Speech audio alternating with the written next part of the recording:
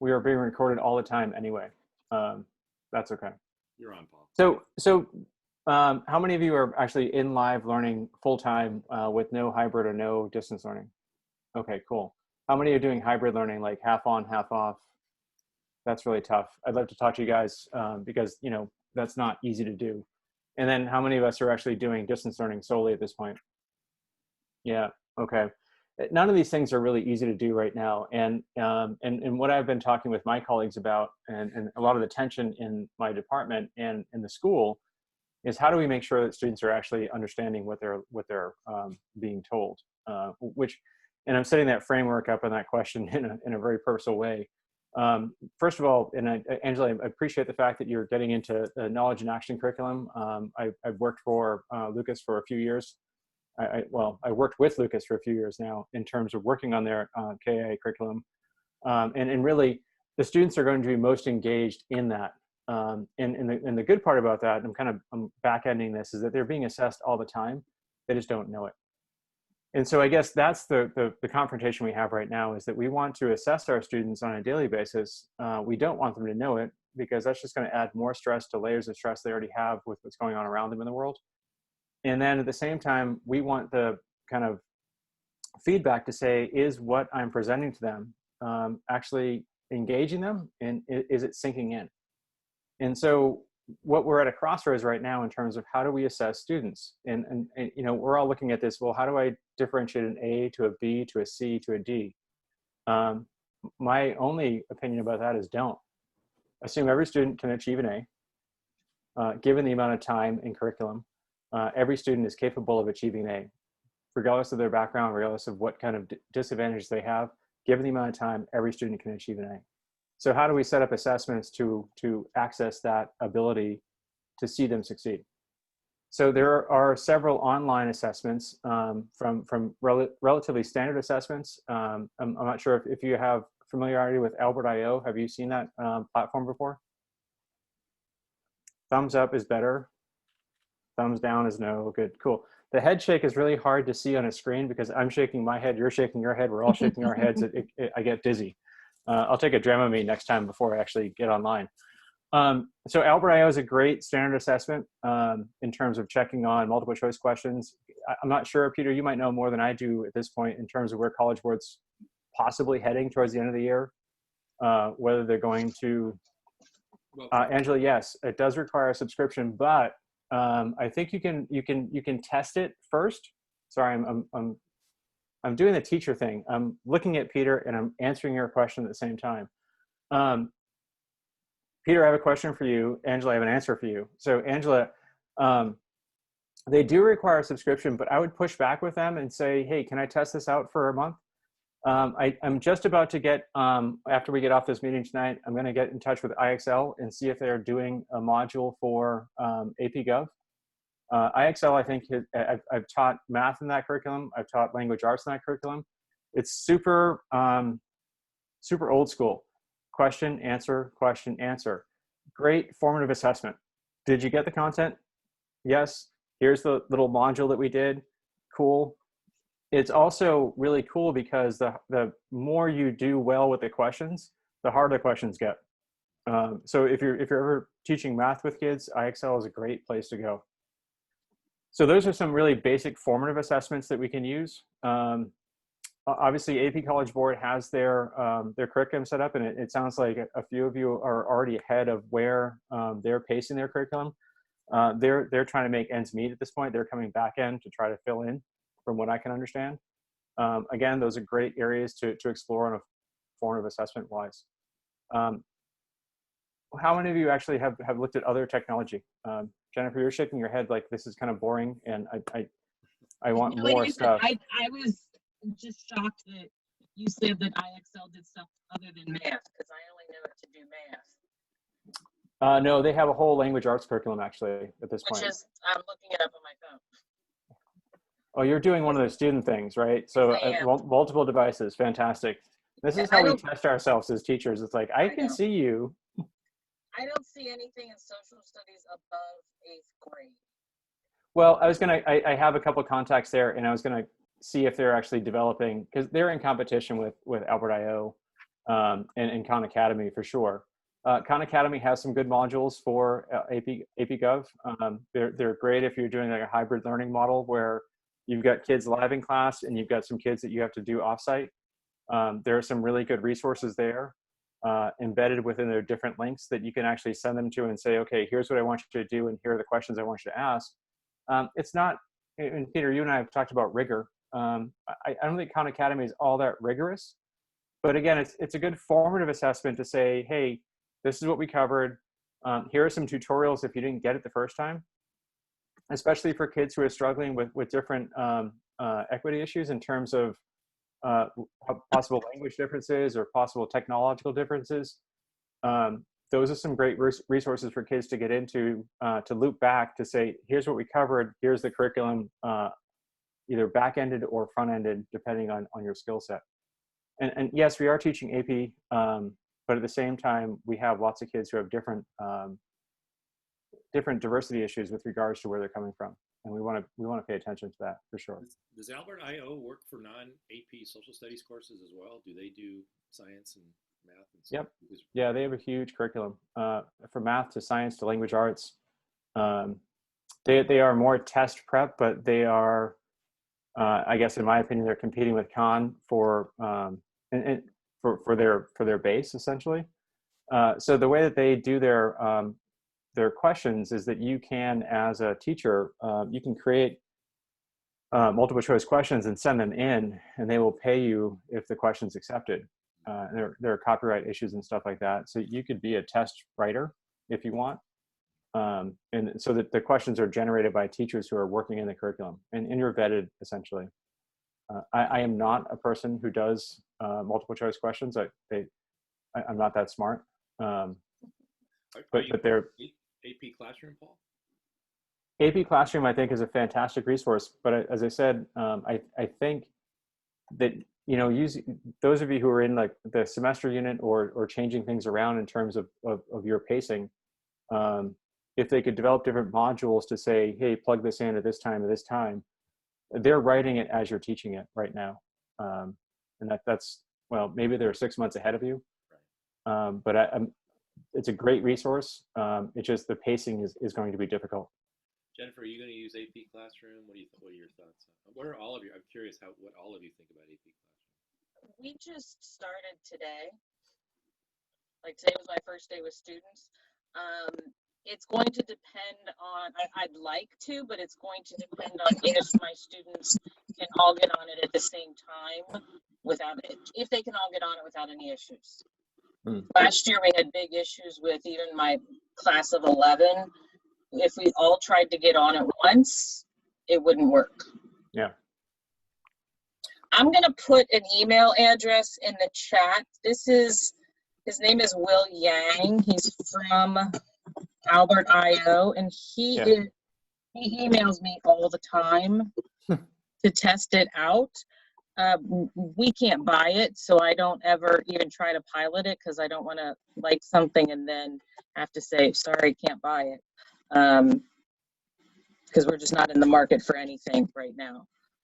So I've been in touch with Will before. I piloted Albert IO 3 years ago. He's totally approachable.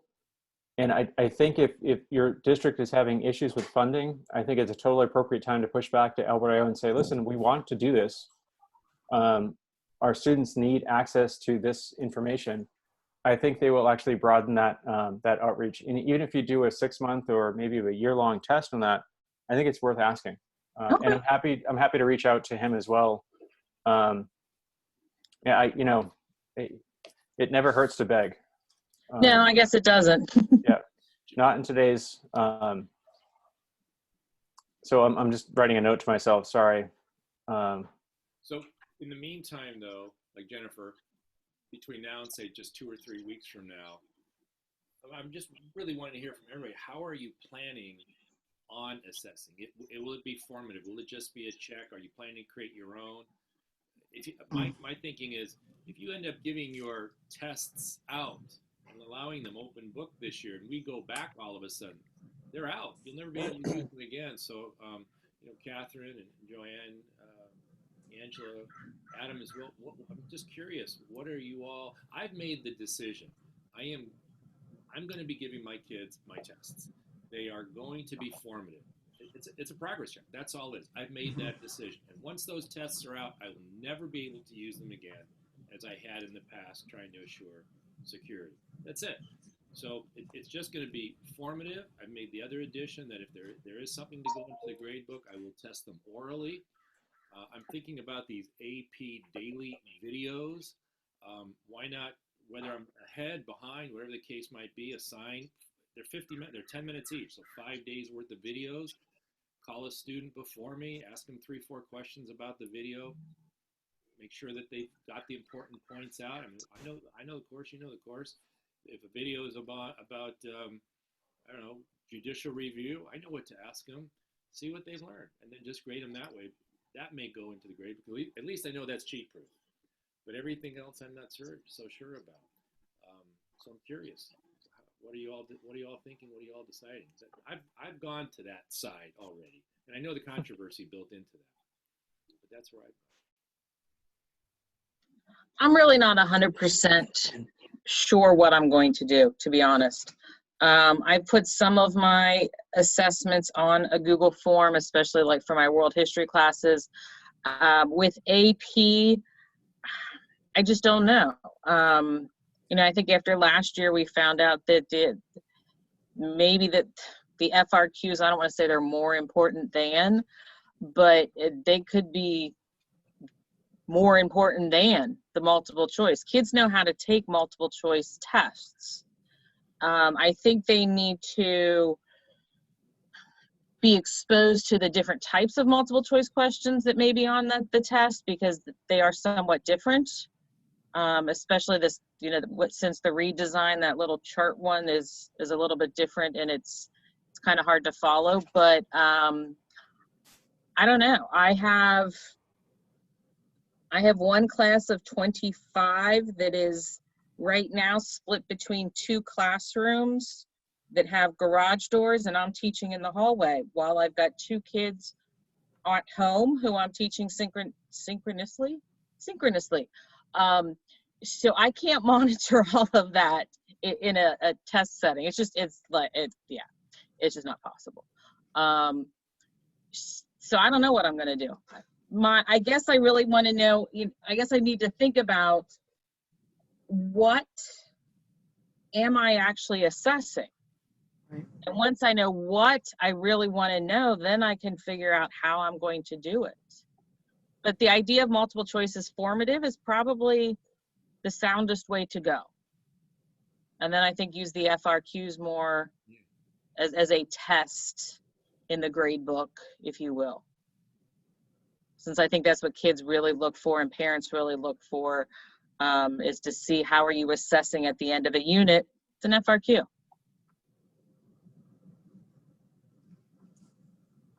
I would love to hear from some of the science teachers or the ELA teachers tonight who's not a So this is Maureen Howe. I'm currently teaching by AP Bio, and we don't start with our hybrid until Wednesday of this week. So I think I'm still in the same position that many of the rest of you are in, that I guess I'm still not 100% sure how the assessments are going to be done, but in talking with other teachers and just trying to work out how our hybrid is working. Anytime I have the students in class is going to be when they're going to be assessed, but do the more, I guess, summative type assessments and the formative work, because I can't guarantee that when they're not in class with me, that the work they're doing is their own. It just comes down for me to the test integrity, because I have my one class period is split between 2 halves of the week. So I see a little less than half one part of the week and the other the other half of the week.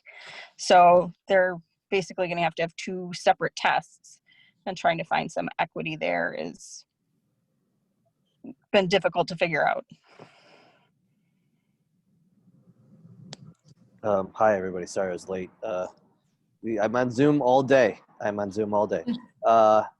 So I kind of hearing the conversation you guys are having, and I've been teaching. It's week 3 for our school right now, and I'm giving my first. So I'm teaching all AP for 1 quarter. It's only 8 weeks. The first quarter they have it, and they don't see me again till 3rd quarter for econ.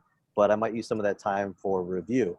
But so that being said, and I only see them 3 days a week, I am giving them their assessments asynchronously. So they will have an asynchronous assessment probably weekly. Part of it will be multiple choice and part of it will be FRQ. And I'll work on in class to do their skills to prepare them for the FRQs and discussions to prepare them for their exams. I'm using the assessments more as to see what they're getting on their own and also what to talk about in class. So whether the assessment is at the beginning of the unit or at the end or right some time in it, because the timing is so screwed up because some kids have certain classes at certain times, synchronously, asynchronously is different timing. But so I'm not weighing the exam as that much of their grade. I'm using it as to help them understand what they do know and what they don't know. And if that, then they say, hey, go back to it. And then I'll keep giving them multiple exams and different times. And if they want to take it over again or another type of exam that assess the same content, then we do that. I know that we have AP Classroom for that. Now, again, a student's not going to, I can't make sure the validity of, the testing environment. I can't make sure of all I can make sure is the timing. I'm going to open it up for a certain period of time. So that's the one thing that I will have control over. But as far as them using the internet, using their phones, and I don't have time to sit there and watch them take an assessment. I don't. So I'm going to spend the time that I have teaching them, and I'm going to spend the asynchronous time where they have time to take the assessment. Now, if they cheat, they cheat. I mean, that's the same thing with AP, the exam that they gave in the spring. So I'm going to weight the writing a little bit more than multiple choice, but then again, they might get the multiple choice section next spring. So I got to prepare them for that. So, but I think, I don't want to reiterate the idea that we've talked about the last time about what is good assessment. I don't know if we're going into that path right now, but as far as how I'm going to give my assessments, I'm going to do it asynchronously using Google Forms with a set timer. They have to write the FRQs in a Google Doc and transfer it to a Google Form and submit it within the period of time, just like during the AP. So I post it, they have 25 minutes, then I turn the valve off, and I will see their writing in the doc, but then when they put it into the drive, it hits submit, they have to do it in that 25-minute window, just like they did or take a picture and put it into the window, whatever it is. Right? So that gives them kind of a simulation of what that is going to look like in the spring. Adam, you're like packing stuff in there, and then we need to unpack that so that everyone can get that. So a couple things. I like the idea of using the transformation of Google Doc to Google Form or vice versa. It keeps kids honest. And my big takeaway from you and that was, you know what, we can't stop kids from cheating. And I think if we actually spend less time worrying about if they're cheating and more time worrying about what kind of instruction and what kind of a classroom environment we're setting up for them. And I know there's lots of pressures on us, and I have the pressure in my school. Well, how do we make sure kids aren't cheating? Well, we don't.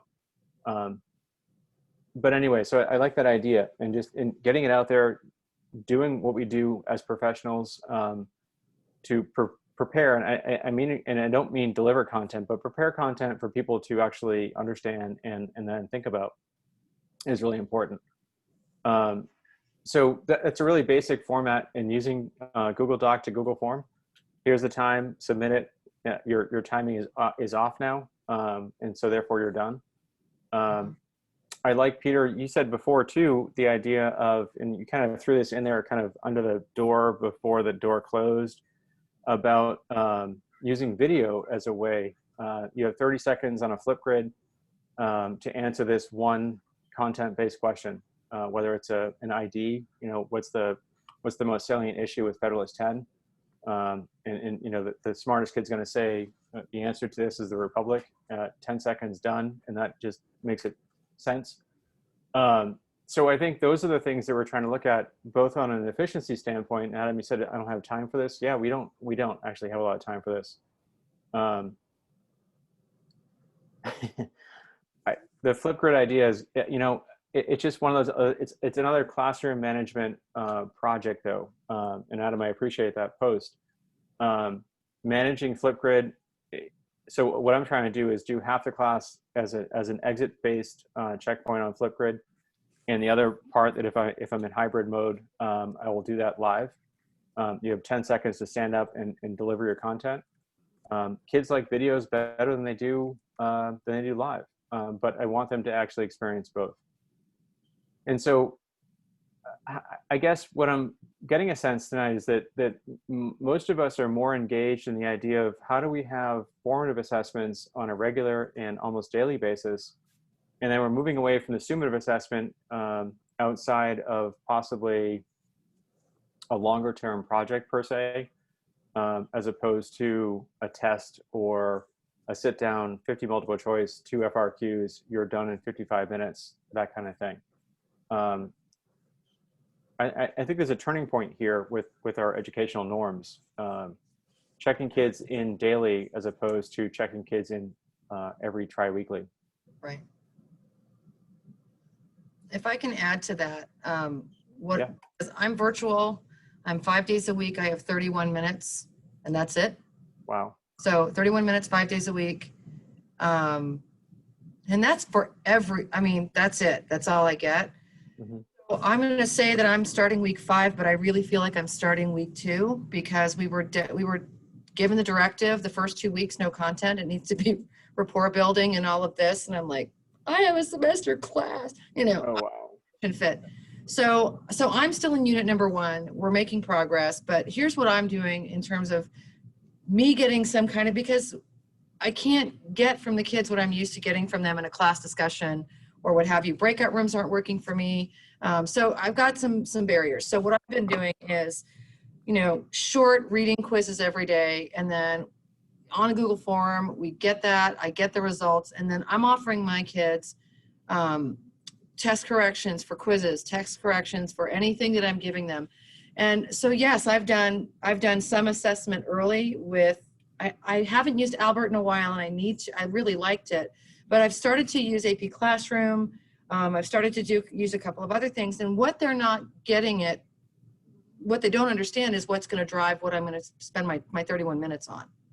So that's how I'm using it. So the multiple choice and the reading quizzes really are, for me, how I'm using it so that I know what to focus my time on. Yes, they have work to do outside of class, but I have no guarantee that they're going to do it. And for some kids, they can't get online with me, so we rely on Remind. So there's a lot there. I would love to use AP Classroom. I'm looking forward to the daily videos, but my plan was to go unit 1, 4, 5. And if I do that, will it not be there? So I'm stressed about that. And then I have to hold on to these kids when they have a different class next semester and try and, keep them and hold on to them for preparation. That's always my challenge. But my long-winded answer, that's what I'm looking at right now for assessment. Short, small, but look at it, look at the multiple choice. We haven't done anything with FRQs yet. I've simply asked them to give me, give me an answer to this essential question and let me see what your writing looks like. Let me see where your thinking is. And I have used Flipgrid with them only once so far, but I like the answer of watch the daily video, give me a 30-second summary. What was the salient point in that video today? And I like the idea of using that as an assessment rather than, just the Google form format.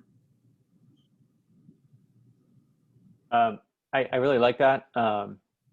My biggest thing with online learning right now that I'm trying to work with my colleagues on is meet the kids where they are.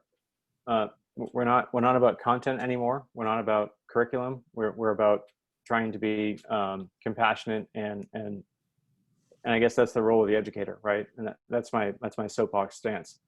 What I think is really cool about Flipgrid is that you can actually you can get a kid down to a topic sentence. It's like the educational TikTok, right? Mhm. You've got 30 seconds to introduce your idea, okay? And you can actually have them do. I want the educational. I want your interpretation of Federalist 10 in a TikTok on Flipgrid, and then you can actually see if a kid, did you get that? It's like, well, no, you did a mime in a box. That's French, and we're not going to go that direction. But I think there's really some and meeting the kids where they are, meaning like this is where they want to be. This is where we want them to be in terms of absorbing and really internalizing content. I think that's a really powerful tool. And it doesn't have to be done as a summative assessment or summative, Right. depending on whether you're from Boston or from New York. It really can simply be, sorry, I'm bi-coastal. I was born on the East Coast, and I've lived out here for the other half of my life. And that now, smoke comes in, and I'm up in Northern California, where the fires are. So we wake up in the morning, and my fire alarm went off this morning at 4:26 because there was so much smoke in the house from a fire that was 20 miles away. And I'm like, really? Anyway, so, and I'm not sure where all you are from. I mean, the Gulf Coast has its issues right now. Anyway, it's good to be geographically oriented, by the way, just so we know where everyone's from and being sensitive to that. Well, I'll trim off of yours. I'm originally from the East Coast as well, but I've been in Southern California since, mid to late 70s. So this is pretty much my existence. But at heart, I'm still New England. So good for you. Where are you from in New England? Originally from Connecticut. My dad's Boston. My mom's Maine, New Hampshire border, and Maine, New Hampshire. So give me a town. York Beach, Maine. Maine, outside of Boston for my dad. I was fishing in Seaburg, New Hampshire. Oh, okay. Yes, I was Connecticut, Willimantic, Connecticut, which I guess the town doesn't exist anymore, but it's all good. It's been absorbed. Jen, where are you from? Jen Leone. Ohio. Ohio, cool. Whereabouts? Cincinnati. So what's your favorite baseball team? Well, the Reds. Okay, sorry. I had to ask that question. You never know, right? Sorry, Lisa, where you've been quiet tonight. Where are you from?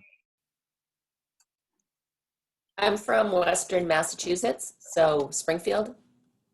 That's not Western Massachusetts, it's like Central Massachusetts. I'm sorry. You sound like my husband now, and he and I had that argument. Amherst is Western Massachusetts, So you're from the land of the Basketball Hall of Fame. Yes. Good for you. Who's your favorite basketball player? Who plays basketball? No, who's your favorite basketball player of all time? Who's the blonde guy? Larry Bird. Larry Bird. Joanne, how about you? Where are you from? I'm sorry. This is how I entered. So I'm doing two things here, just so you know. I want to know who I'm talking to, and I didn't get to jump on the call early enough. I tried to do a quick run before I did this. This is what I do at students during the day.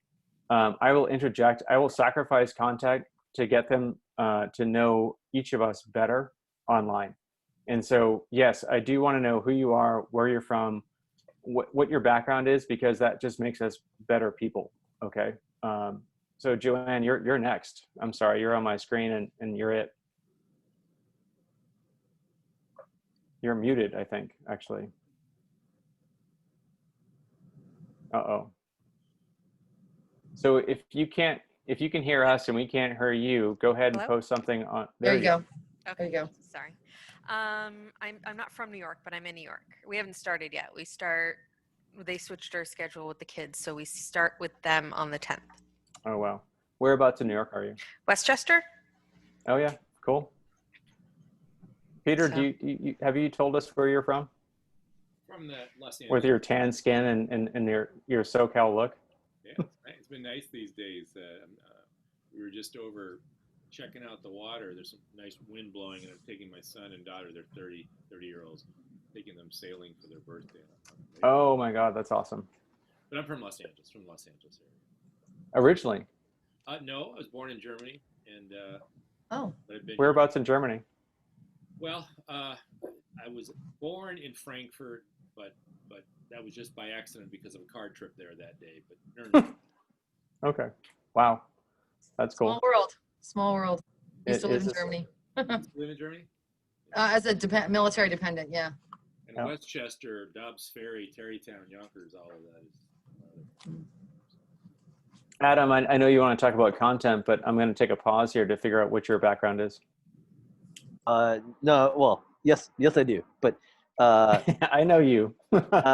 I'm originally from Chicago, so I'm a Chicago native. But as you can tell, I'm wearing a lot of layers. So I live in the Bay Area, in San Francisco. So it's the summer. It was the coldest winter I've ever felt this summer in San Francisco. So it's freezing. It's not freezing. It's cold. Where are you? San Francisco. What part of San? Oh, so I lived in the Haight for a while, so I know the fog belt can hit like. All right, you can see the Bay Bridge right there. Oh, there you go. You're deep in. Okay. Yeah, Bay Bridge. Wow. Nice. Good for you. Angela? Northern California as well. I'm east of Sacramento. East of Sacramento. What Like is in the east? foothills, El Dorado Hills. I didn't know that. There's on your nothing way really to east of Tahoe. Sacramento. Sorry. No, Is on there- your way to Tahoe. On your way. Your way to Tahoe, yes. Californians describe themselves basically orientation-wise in Bay Area, LA, or possibly even in the Sacramento area. And Sacramento is growing in popularity. How are you there? I see how is it only a voice or a name with a blank screen. Did I hear that right? Is it Ricky? Yeah, I'm here. I don't get great reception, so I picked not to use video or audio so that I can hear everybody. Yeah. I'm originally from the Chicagoland area, but my family and I moved up to southern Wisconsin 2 years ago. Oh, wow. So that's where I'm teaching now. Good for you. You know, and how you bring up a good point. Is that your last name or your first name? I'm sorry. It's my last name. My first name's Maureen. Hi, Maureen. Okay. So Maureen, you bring up a good point in terms of how our students access our Zoom or hybrid sessions with equity in terms of those issues. And Peter, you and I have talked offline about this a bunch. How do we ensure that that our kids have access? And you know, there are all these things out there. So if someone doesn't share their screen, are they truly present? What are they doing? And Adam, it goes back to your point too, in terms of, are we trying to catch our kids cheating, or are we trying to actually encourage them to be little educators or big educators in a sense? And that goes back to entirely what we're talking about tonight in terms of assessment. How do we assess our students? And let me flip the question a little bit. How do we assess our students, and how are we assessing ourselves with those assessments? Because really what we do when we assess our students is assessing ourselves as educators. And are we creating assessments that are really parallel and in concordance with what we're trying to embed and instill and instruct in our students? And so maybe that's our biggest question tonight is, what do we choose to do? And Peter, I know you had that idea of the video, and I really think that's truly organic today. Now, how do we both ensure that our students are being honest, right? We want our students to be honest. And how do we also, at the same time, ensure that the content that we are trying to give them, in a sense, is being absorbed. And so as much as maybe many of you came here tonight to say, I want answers, I'm going to leave you with a bunch of questions. How do you actually do that? How do you actually make sure that what we're doing as educators is really inspiring students to move forward, number one? And if we're APGov teachers, that's our job, right? We're trying to instill civic virtue in our students, number one. But that's a leap, Paul. Sorry, but that's a leap. I understand and I agree with you. I totally do. I'll go out there. I'll defend that. I'll go march for that. But there are so many teachers nationwide, as you can see on these Facebook pages, where that's a luxury. Their job is to get kids ready for the test. And Absolutely. And I think you can do both at the same time. I do too. But yeah. Right. Yeah. And I think. So you can both inspire students to be engaged, and then as a part of that, to engage them. And so the formative assessments, I think, are really important. The Flipgrid, I think, is there are lots of different modules out there to do assessment. The Flipgrid is really cool because it gives kids the idea of, this is my medium. I do the selfie or I do the self video, and it's also organic. You have 20 seconds, 30 seconds to answer this question. Whoa, man, I'm on, right? The thing I like sorry, I'm just jumping in. The thing I like most about the Flipgrid, I tried it for the first time in the spring for one of my assessments for my global kids. And I found it more authentic than them doing a writing task. And it was around the scientific invention. I have an invention convention, so around the scientific revolution. And I had kids becoming the scientists and like doing mini experiments in their homes or their backyards. I don't think you can use it for everything. I don't think, you don't want to oversaturate the market, for example, with Flipgrid, with every single thing. But I think if you choose the right moments and you choose the right opportunities for them to utilize the correct mediums, I think it could be more meaningful to them. But Flipgrid is definitely something, and you can make it as long as you want or as short as you want. But what I think they like about it as well is, like, if they mess up, they could redo the video again, just like they would if they were doing a TikTok or an Instagram video or something like that before they post it, so that they're comfortable with it, as opposed to standing up in front of their peers and not, and stuttering or forgetting something or getting nervous, which gives them a little bit more comfort. No, and I think that's really actually what we want students to do in terms of their thoughts. We ask students to go back and say, revise this sentence and clarify your thoughts. Go back and revise it on your own edits, not on mine, but on your own edits, and that's kind of powerful. And I think limiting time is a really important thing. 30 seconds, a minute, depending on what the assignment is, and it does engage them in their own environment. The idea of, like, send me a Google Doc of a 5-paragraph essay. We have to do that for sure, but we need to build them up to that over time. And one of the other things I found in using video, not necessarily of the students, but if you're on the AP Psych page on Facebook, there's a whole folder full of The Office clips. And now with Netflix, they've all seen The Office. So what I like doing is, especially in review time, assigning them multiple scenes from those clips and telling them to verbally tell me what definitions or terms are being used and how it's being applied in the scene. And when we were in person, I had kids like flipping through the books to see who could find the most terms for that 1 30-second clip. And you'd be surprised at what they can come out with. But I'm sure you could do that with anything that's on Netflix. Friends was on Netflix for a while. I know it's not anymore. But a lot of different, poppy, 8:00 p.m. type of TV shows where you can show them a short clip and say, what, themes from this unit can you see apply? Maybe not so much the bio, more so the social or the developmental or things like that. But absolutely, they like doing that too. Peter and I are probably going to actually talk tomorrow and say, why are we using Seinfeld and The Office as educational opportunities? But they totally are. Adam is saying the same thing. It's like, wait, this is just purely educational or entertainment on Thursday night before we went out somewhere. Adam, go ahead. No, I just posted something on the AP about I use Mean Girls to teach forms of government, so I should not be at all playing into. Oh my God, that's funny. As a way of teaching things. If you haven't seen it, take a look at it. If you have any questions? No, but I will look. I think you asked about, do I want to talk about content at the beginning?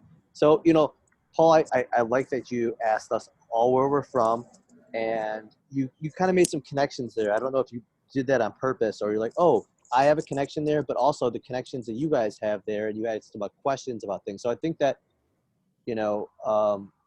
students have a connection to the content we're teaching. They have a connection to the skills we're teaching. They have a connection to what's going on in the world.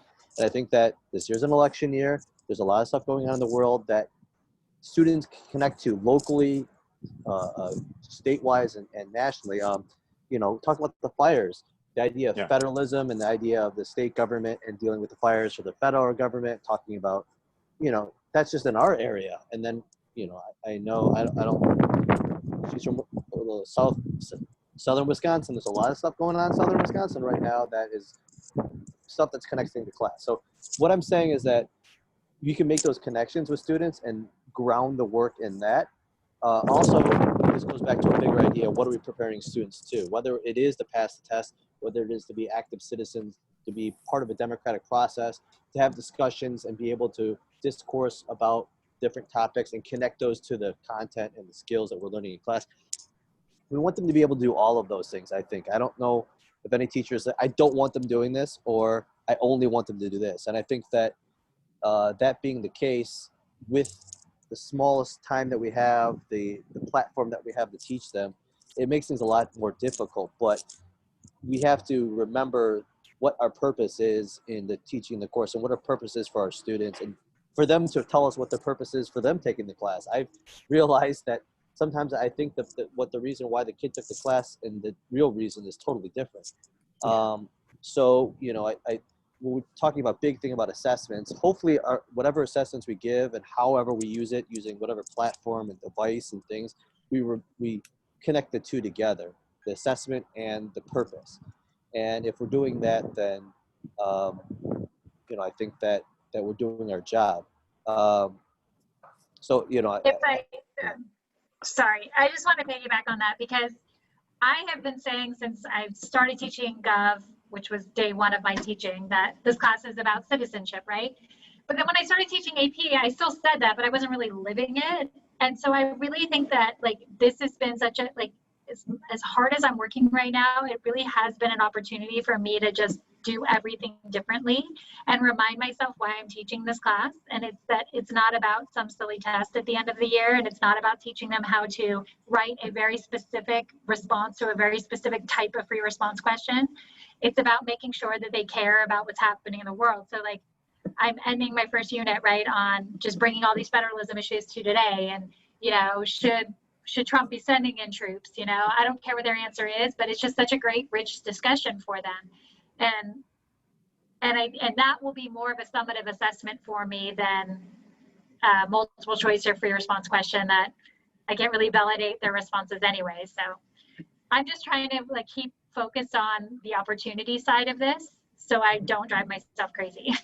Angela, sorry, go ahead, Peter, and then I'll come in.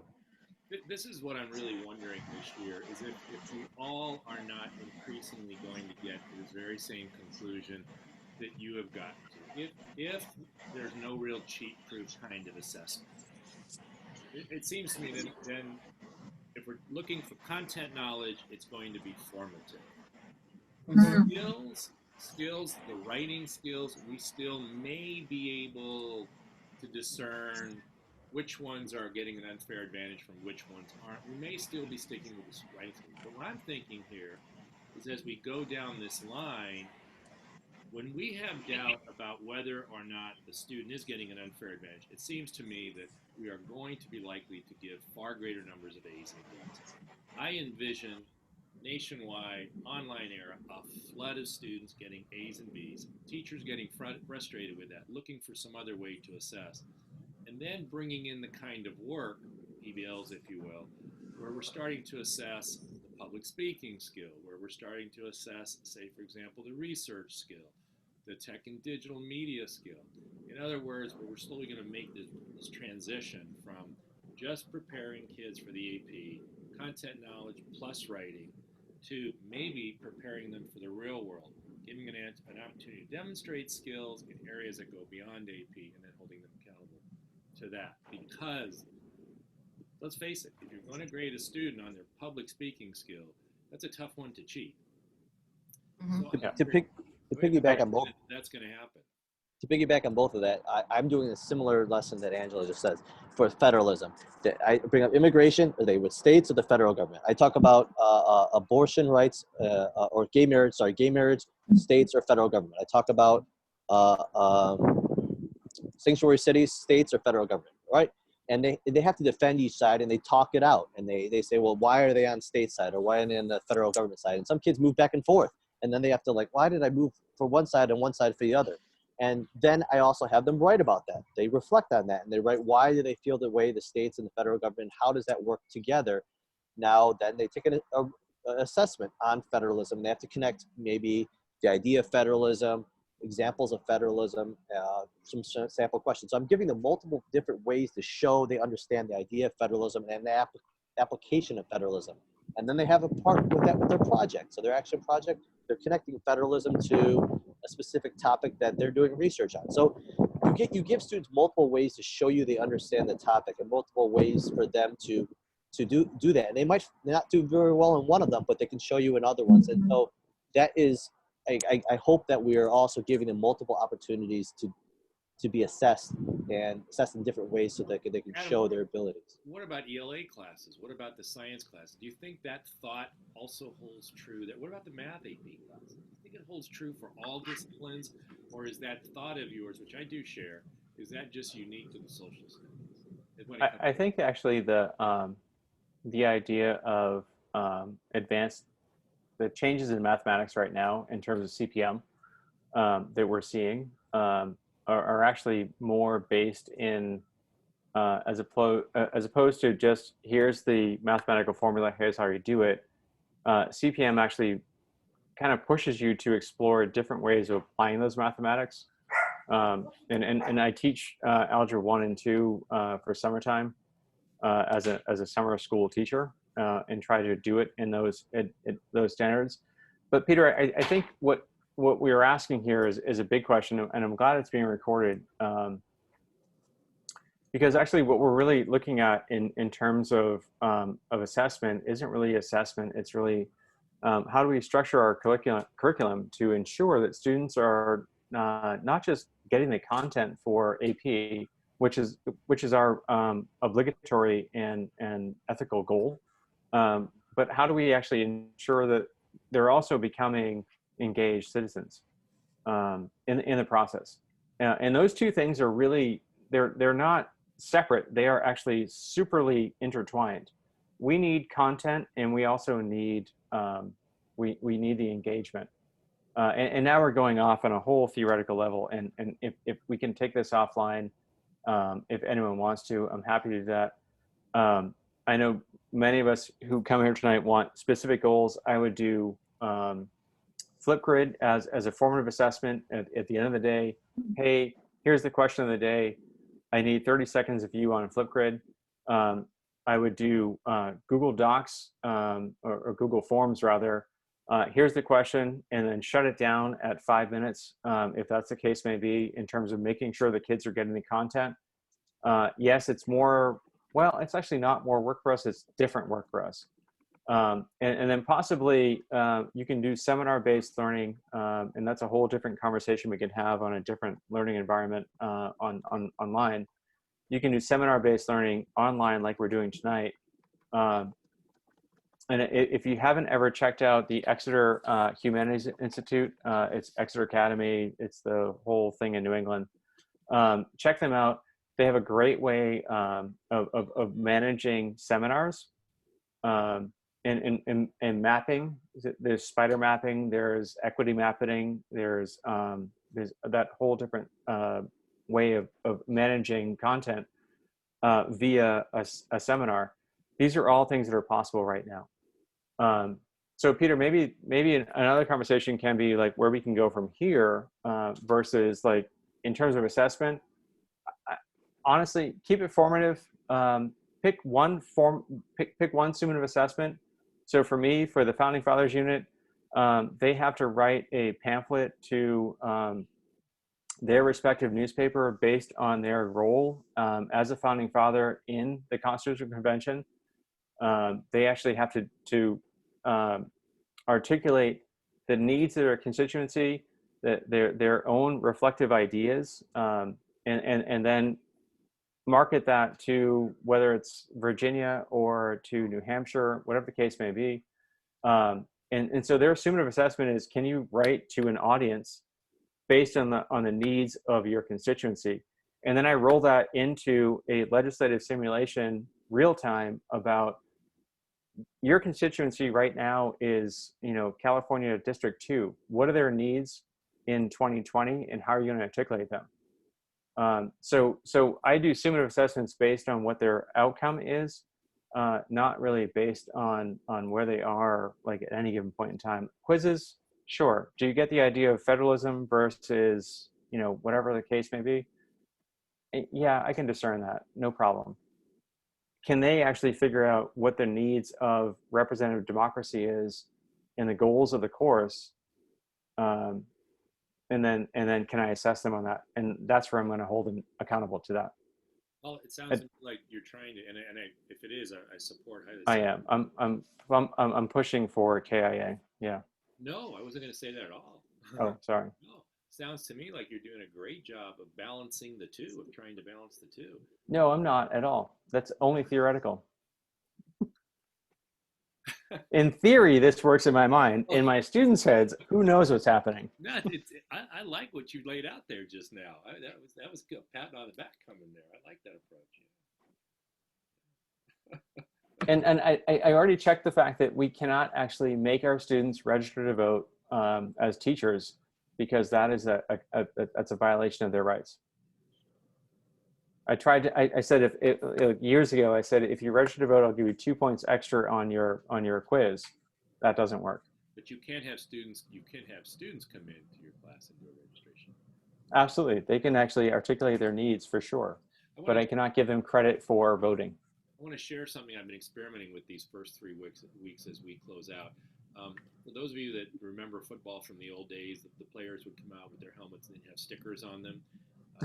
When I played, it was amazing the power of those stickers.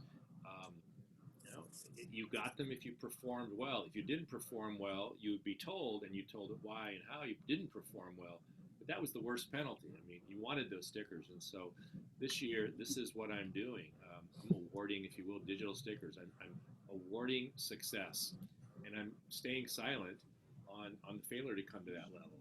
And the students are able to see those stickers. I have if you will, a board that shows us. And I haven't really thought through all the way the pros and the cons, but it is kind of, at this moment in time, holding it all together. I'll let you know more as we go down the line.